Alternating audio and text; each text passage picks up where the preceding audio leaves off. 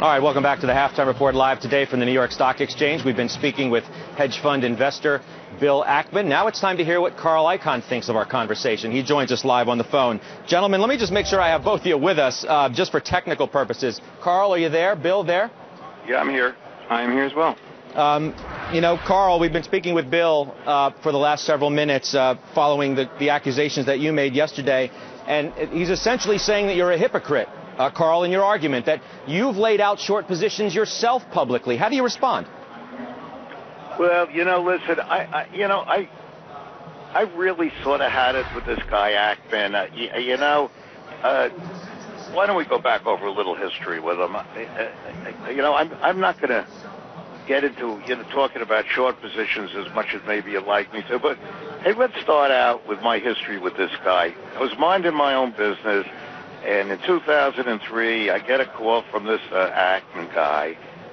And I'm telling you, he's like the crybaby in the schoolyard. You know, I went to a tough school in Queens, and they used to beat up the little Jewish boys. And he was like one of these little Jewish boys crying that the world was taking advantage of him. He was almost sobbing. And he's in my office talking about this Hellwood and how I can help him. And, it's like in the old song, you rue the day I ever met the guy. And so he's there and talking about this company, and I actually called a friend who knew him, and the friend says, don't deal with the guy. He's in major, major trouble. And I'll just read to you some of the stuff they were saying about him. And, this was an article in the New York Times. These guys had received, and I'm quoting, a mountain of requests for investments asking for their money back. He had suffered a devastating setback. And then, does this remind you of anything? This article says, Gotham's publications of upbeat research about one company, even as the fund was quietly selling its shares, looked very much like a classic pump-and-dump scheme. And then it goes on to say Elliot Spitzer, New York State Attorney General, had been investigating Gotham, its principals, and their activities. And then it goes on to say that this SEC is looking into them. And I got to admit to you, I really didn't read this, so I got involved with this Ackman guy, and it cost me money. Well, because it cost you money, Carl, because a court said that you reneged on an agreement that you guys had, right? And a court repeatedly said that. Well, let me just say one thing. I will tell you, and I've done stuff for the 70s and 80s on a handshake, and I will tell you categorically, Ackman knew that he wasn't going to get half the profits. This guy was in such trouble, he was in no position to ask for anything. At the very end of the deal, before we signed, he said, you got to do me a favor and sign something called schmuck insurance. So that if you flip the stock, then I get half the profits. And I said, hey, I said to him, hey, Bill, I'm not going to flip the stock. I'm going to make a tender offer for it. And I did. And I said, and the company's going to find another buyer or I'll buy it, so you're not going to get any profits. He said, I realize that. I just got to show my investors, and he only had one or two left maybe by that time. God knows what he had left. And he said, I got to show my investors that I'm making money and all that crap. And at the end, we wrote it, and my lawyer is a great lawyer. He's with me 20 years, still with me. We wrote it and said, and we still think what we said is right, but Ackman got a New York court to agree that the fact that they took it away from us, we never sold it. They took the stock away. We voted against the deal, and they took it away. I was amazed when Ackman called me. I really was, even though by that time I realized he's the quintessential example that on Wall Street, if you want a friend, get a dog. But Carl, I mean, all about. I know, I got to understand. I mean, in rehashing the last, a decade in which a court repeatedly sided with Bill Ackman, I mean, let's get back to the substance of the conversation. You have an issue with the way that Bill went about the Herbalife short, as aggressive and as publicly as he did. And I'd like to give Bill a chance to respond to you as well. I would love that. Bill, please. Should I go ahead? Yeah. Okay, so look, I think I would encourage you to invite Elliot Spitzer on the show. And Elliot Spitzer was our Attorney General back then, and he investigated some accusations. And unfortunately, the press can write articles that say whatever the press wants to say. But ultimately, what's interesting is 10 years ago, I was short a company called MBIA. And I went out very publicly criticizing MBIA's AAA rating. I wrote a 66-page white paper. It's called Is MBIA AAA? I encourage you to read it. You can find it on the Internet. And I said that this company that had a AAA rating from the rating agencies was basically didn't deserve the rating, and that had taken inordinate risk with subprime CDOs and a bunch of other exposures and could catalyze a credit crisis. And MBIA came after me very aggressively, as Herbalife has come after us very aggressively, accused me of market manipulation. They contacted the Treasurer of the State of New York. The Treasurer of the State of New York called Eliot Spitzer's office and said, hey, there's an evil hedge fund guy attacking our company, saying we don't deserve our AAA rating. And by the way, we're the biggest guarantor of New York State and city bonds. You might want to go take a look at this guy. And Eliot, followed that lead. It's a perfectly legitimate lead, and he looked into it, and he investigated whether we were correct. And I testified 5 or 6 days on the record explaining bond insurance and accounting and reserving and why 150 to 1 one leveraged company didn't deserve a AAA rating. And ultimately, they concluded we had done nothing wrong. And if you can call Eliot up himself, and he'll tell you the facts. And I actually got to know him after that, and have a nice relationship with him. Not a close one, but a nice relationship. Anyway, so during this period, as a result of my decision to wind down the fund, we had a court case go against us in a merger that was ultimately reversed on appeal. I'm happy to. There's a book about this whole story called Confidence Game, which is worth a read.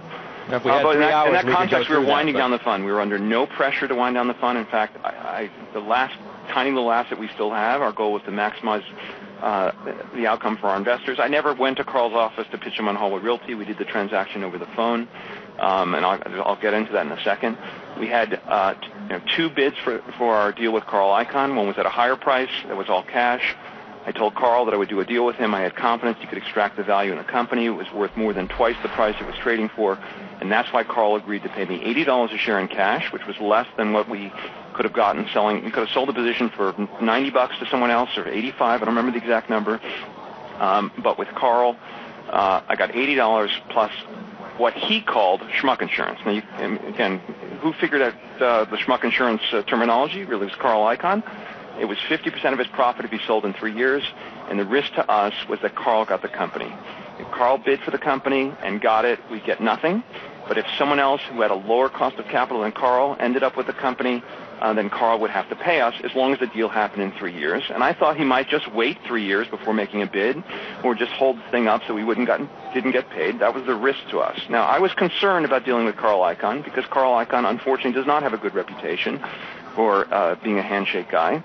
And if you notice the agreement that was written, I insisted we keep it under 10 pages. There's a simple example in the agreement. You never see a lawyer. I told the lawyers I wanted to put an example, and they said, no, don't put an example in. We'll just use words. I said, we can use words, but I want to have an example. I want to make sure there's no confusion here. When Carl says this transaction was a merger, okay, what happened in this transaction is the company, Carl bid $100 a share for the company.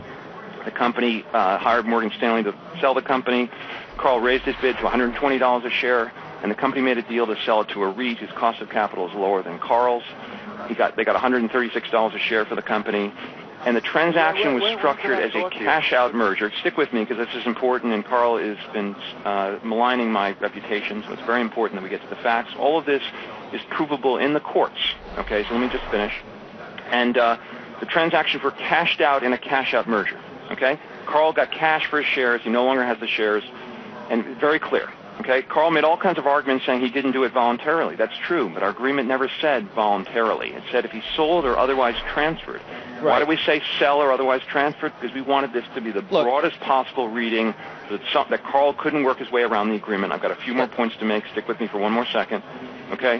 One more second, because, look, we can go back through the whole merits of the case. I think this stuff is important, okay? Because, again, if someone goes on TV and tries to slander your reputation, I think you have given a proper opportunity to respond. Fair enough. Carl, by the way, made a lot of money with us. Okay, he bought the stock from us at $80. He sold it for $136 a share. Okay, when I didn't get paid within the 2 business days I was supposed to get paid after the deal closed, I called Carl up. I congratulated him on the deal, and he said, "What deal?" And I explained it to him. He says, "No, I didn't agree to that." I said, "Carl, we have a 10-page agreement. It's a really simple agreement. I don't want, He said, "I'm not going to pay you." I said, "Well, then I'm going to have to sue you." And he says, "Go ahead, sue me. It won't survive summary judgment." I said, "Carl, we're going to get summary judgment." We did get summary judgment. You know what he said to me? He said, "Bill, you know what we're going to do? I'm going to sue you." Okay? And he threatened to sue me okay? And why did he threaten to sue me? Why was he doing what he was a bully, okay? I was not in a very good place in my business career. I was under investigation by Elliot Spitzer. I was winding down my fund. There was negative press about Gotham Partners at the time. I was short MBIA. They were very aggressively attacking me in the press. And Carl Icahn thought, you know what, this guy's roadkill on the hedge fund highway. I'm never going to have to worry about this kid again. He's not going to even have the resources to sue me. So I'm just not going to pay him. And by the way, the number of stories I've heard from bankers, from lawyers, from people he's transacted with where he's done similar kinds of things to take advantage of someone. Well, the fortunate thing in life is I told Carl I would go to the end of the earth to make sure he paid my investors. This was not my money. These were my investors' money, every penny that he owed me with interest. And I went to the end of the day. He tried to settle with me. He offered $10 million to my favorite charity over a dinner that we had at his favorite Italian restaurant. Hey, what's his name? The guy. Hello? Anyway, so again, I think this is not a great use of CNBC airtime. Well, what I can tell you is this is not an honest guy, and this is not a guy who keeps his word, and this is a guy who takes advantage of little people. That's what. Let's make good use of it, or better use of it then. Carl, why don't you just come clean on the Herbalife thing? Are you long or not? Right? I mean, the whole market knows or suspects that you are. I didn't get on to be bullied by you. Okay? If I could talk, let me talk, but I don't need you to. Hello? Yeah, I'm here. No one's bullying you, Carl. I mean, I'm just, you're the one who called in to our show to talk to Bill Ackman, and the principal issue is the Herbalife thing. Listen to me. I was called in by Max Meyer to have a conversation, not to argue with you. All right? If you want to take... Hello? Yeah, we're listening. Well, if you're listening, let me talk. I want to say what I want to say, and I'm not going to talk about my Herbalife position because you want to bully me. All right? I'm not bullying you. I'm asking the question everybody wants to know, Carl. That's all. But you can make your statement. What you want to know. I'm going to talk about what I want to talk about. And if you want to take that position, I'll never go on CNBC, So you can say what the hell you want, but I'm going to tell you, I'm going to talk about what Ackman just said about me, not about Herbalife. And I'll talk about Herbalife when I goddamn want to, not when you ask me.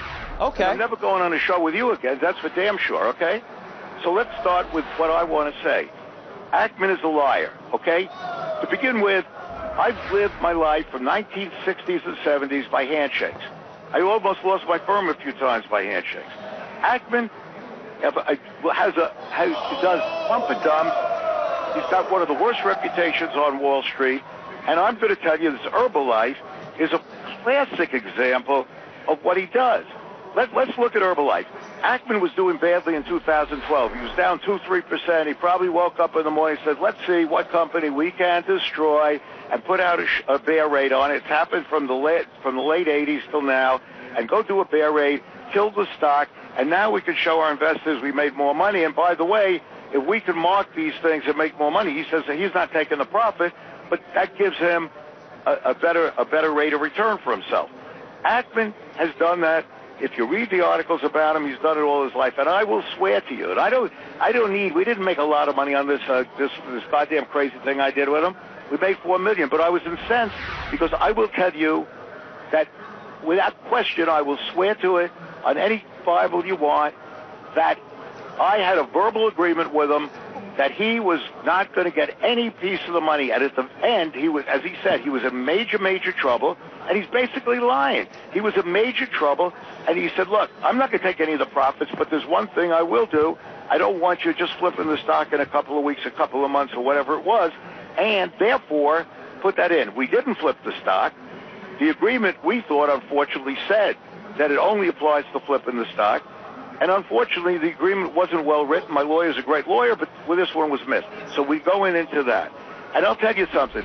As far as I'm concerned, he wanted to have dinner once with me. I had dinner with him, and I got to tell you, I left. I couldn't figure out if he was the most sanctimonious guy I ever met in my life or the most arrogant. And that's Ackman. And that's the last time I met with the guy.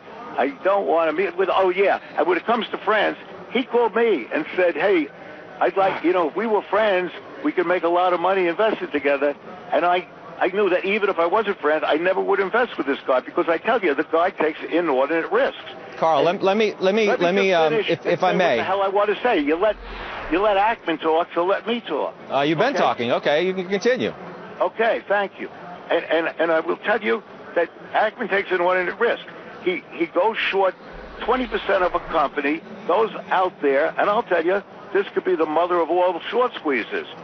And I'm going to tell you this, that one day, if somebody tenders for this company and wants all their stock back, what's Ackman going to do? He's going to be just, history repeats itself. He'll be back where he was in 2003 with all the guys redeeming, and where is he going to get the money in the stock for that? But that's not even my issue. I don't have an investment with Ackman. I wouldn't have an investment with Ackman if you paid me to do it, if Ackman paid me to do it. And Ackman's reputation is second to none. Nobody, as far as I was concerned, I made a huge mistake getting involved with him. And what is even worse, that after he even won, after he won, he planted some article in the New York Times, pounded his chest and telling the world how great he was.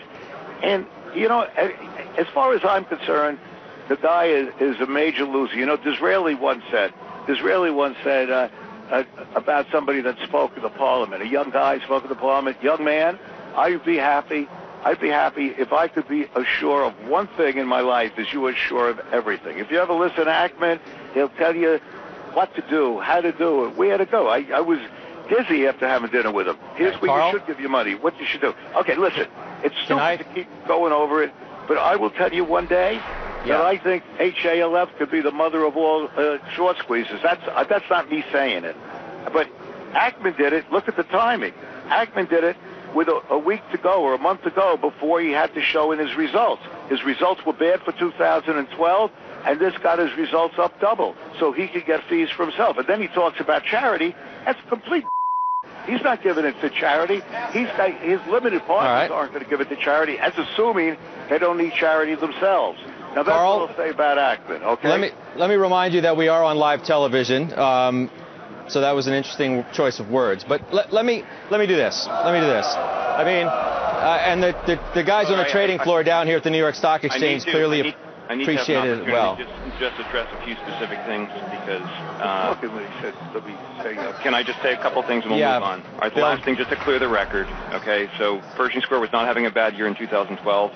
And Herbalife did not double our returns. Okay, so it's just false. I can't hear what you said, Bill. I'm sorry, I can't hear you. Carl, you and I can talk offline. We're wasting the world's time on this thing. Okay, so I think that Carl either has a very, very bad memory or he has trouble with the truth. Because we didn't make a verbal agreement on Hallwood, we made a written one. He's got very good lawyers, as he says. I asked, just read the agreement. The agreement we put on the web, it's a 10-page agreement. Carl can say what he wants today about what he thought he said back then, but this was much more important to me than it was to Carl. And obviously we read the agreement. Carl's a big boy. He signed the agreement, and then we had several courts conclude that we were right, and he held us up as long as he could. The big issue about Carl Icahn is he's not used to someone standing up to him, and particularly a little guy like me in 2003 who was in a difficult spot. And by the way, we did nothing wrong, but we criticized a big public company, and they had more resources than we did. They made our life very miserable. We were investigated. But the benefit of investigation is we were exonerated. And ultimately, we got our due on MBIA. The world realized we were right. The stock went from the 70s to single dollars per share. The CDS went to a couple thousand basis points, and we made a lot of money for our investors. And I gave $150 million, which was my share of the profits from the MBIA investment, to the Pershing Square Foundation, and we've given away more than that. I'm going to do the same thing all over again with Herbalife. Okay, Herbalife is going to try to attack my integrity. Carl can try to orchestrate a short squeeze. He can do whatever he wants. Okay, he can try to scare my investors from investing with me, which it sounds like he's attempting to do on this call. We take prudent risks at Pershing Square. We're an unlevered fund. And we are very thoughtful in the way that we do our business. I'm going to end my, I told Carl after the whole thing, called me up, and he literally said, Bill, we can be friends now. Okay, I wish I had a recording of the conversation. I simply said to him, I said, look, Carl, you are no friend of mine. And that was it. And every time, so he goes on TV, he wants to slander me, I'm going to defend myself. I never said that I want to be friends with you, Bill. I wouldn't be friends with Carl. you. And I would. You said to Carl. me you'd like to be friends so that we could invest together. Carl, I have no interest. Do you think I want to invest with you? Okay, let's move on. I would invest with you. Let's if you move were the on. last man on earth. Let's move on. Carl, let me just ask you though. I mean, the crux of the argument doesn't really go back, or doesn't so much focus on 10 years ago, or maybe it does. It focuses on the most recent history, and that is Bill Ackman's short play on Herbalife. You criticize him quite heavily for the way in which he went public with the short. Would you be willing to admit that in the past, I mean, look, you've got sharp elbows as well. You've got weight to throw around too. That's the way of the short world, isn't it, Carl? Hey, listen, if I'm going to admit it, that I own stock, I'm not going to admit it with a guy like you on the TV, because I don't think you've been handling this fairly. I think you're trying to attack me and bully me into admitting something. And so you expect me to do it on your show? No, I'm not. I'd like to ask you a question. If you think you're going to bully me into doing it, you seem like a nice enough guy. I don't think I've ever been on a show with you, but I don't think I take the bullying. So do you think that you're giving me all this? Hey, and Max Meyer said I could say what I wanted on the show, so I'm saying it. All right. Hey, we'll send Max the bill. Admit it on your show after you try bullying me and coming up against me, do you? All right. Well, let me. I'm known. Hey, look. No. Wait, Carl. Let me just say first. Let me say, Carl. I don't like being bullied. I am not. I believe nobody here is bullying you. First and foremost. Second of all, I simply asked you. Let me finish, please. I simply asked you. About the goddamn deal 10 years ago. Why the heck are you getting involved in it? I simply asked you to reveal whether you were long Herbalife, as the world wants to know, and the motives behind it. That's all we want to know. That's what every person watching this program wants to know. And if that position is in all... Can I answer? Yeah. You want to keep talking? I'm going to answer it to you. Yeah. Max Meyer called me up. He said, Ackman is making all these aspersions about you. He's going to come on saying you're the worst man in the world. Do you want to go on TV? I said, yeah, that's why I came on. But I'm going to tell you about Herbalife. And I'll tell you what I will tell you and what I said before. I think Ackman did Herbalife because I obviously don't like Ackman. Ackman is lying about what happened. I didn't need the $4 million I made there. What incensed me was that he weaseled out of the deal. Now, we'll leave that alone. You're right. It happened 10 years ago. Leave it alone. But he weaseled out of it, and I'll tell you that. But, I'm known as a tough guy, but I think if you take my handshake, you live by it. There's nobody said that I ever went back on a handshake. So now let's go back into Herbalife.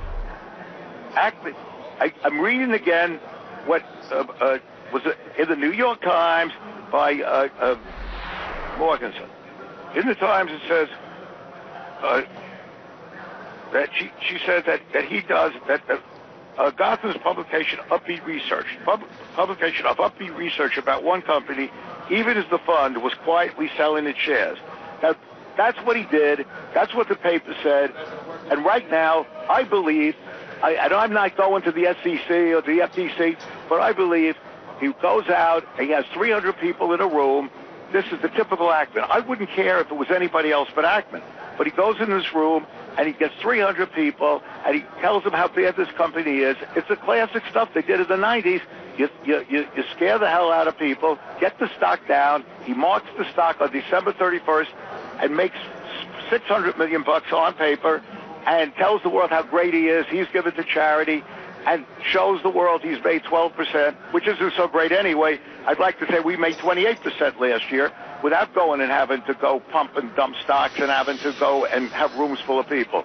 And in 2011, at the risk of being immodest, we made 33% without having to do what I consider to be manipulation, okay? And that's what he did in Herbalife.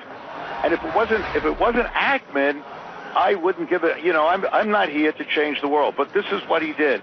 He got a bunch of innocent investors, retirees.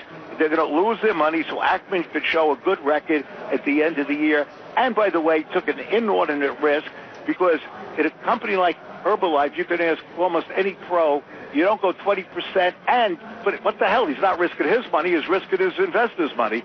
You go in, and you got 20%, and if there's ever a short squeeze, which well might be in Herbalife, what the hell does he do? I'd like him to answer, where does he get the stock? when they call back all the stock. Let's say there's a tender offer for Herbalife, and they call back the stock. And if you know Wall Street, when there's a tender offer, everybody calls back the stock you borrowed. And if they ever does it, that stock could rush to 100. What the hell does Ackman do? Ask him. He's on the phone. He's right here on the phone. I'm hey, happy. Bill, I'm happy to answer if I get a chance to speak. If there's a short squeeze. Okay, a couple of interesting things. Number one. And Bill, let me just say quick. We have to be quick because we're at the end of our road here. Okay. Okay, so number one, Carl's free to make a tender offer for the company. Carl, you want to bid for the company? Go ahead and bid for the company. Hey, you don't have to tell me what I'm free to do. Okay, maybe you don't. That's number one. Number two, obviously, we don't think there's going to be a tender offer for the company. We don't think this company is viable. Okay, we don't think any person is going to write a check for $5 or $6 billion to buy a business that we believe is fraudulent. Okay, that's number one. Number two, Carl Icahn says that he doesn't like this behavior, says it's bad. Meanwhile, 2003 at the Irisone conference in front of 500 people, Carl Icahn pitched Trinity Industries, which he was short, and he was short 22% of the outstanding shares, according to Fortune magazine. Carl, you can tell us whether that's true or false, but you did precisely that, so I find it interesting that you have an issue with what we did in Herbalife. In Herbalife, we simply provided to the public full transparency on this investment, 330 slides in detail, not scaring people, but going through the facts about the company. Okay, we did exhaustive research over a year and a half. Okay, and we will be either proven right or we'll be proven wrong. Okay, we shorted the stock. We have not covered our shares. We believe in and we have more to come, by the way. So we have some questions that the company has given us the opportunity to ask, and we will have responses for every issue they raised in their responsive presentation to us. And what I thank Carl for is he certainly helped highlight Herbalife and the issues at Herbalife. And my guess is that Carl bought Herbalife if he did, because that's what someone at his shop leaked to the press, and he flipped it out when the stock went up, and he made a good trade. Congratulations on a good trade. I don't believe there's any real investor who can own this business long term, because we believe it's a pyramid scheme. We believe you can prove that to a high degree of certainty. Right. Hey, I appreciate, Bill, that you called me a great investor. I thank you for that. Unfortunately, I can't say the same for you. But I'd like to ask you, congratulations on one good trade. I sort of missed that. Guys, we're gonna end it there. Bill, I so much appreciate you coming on today. Carl, I hope you'll come back. That's all I can say. It was a good conversation, and it wasn't anybody's. I hear that. I didn't hear you tell me that you appreciated me coming on. Well, I think it was obviously meant there when I said I hope you'll come back, right? I mean, all right. All right, thanks very much. I appreciate it, and have a good day. Okay. All right. Bill Ackman, Carl Icahn.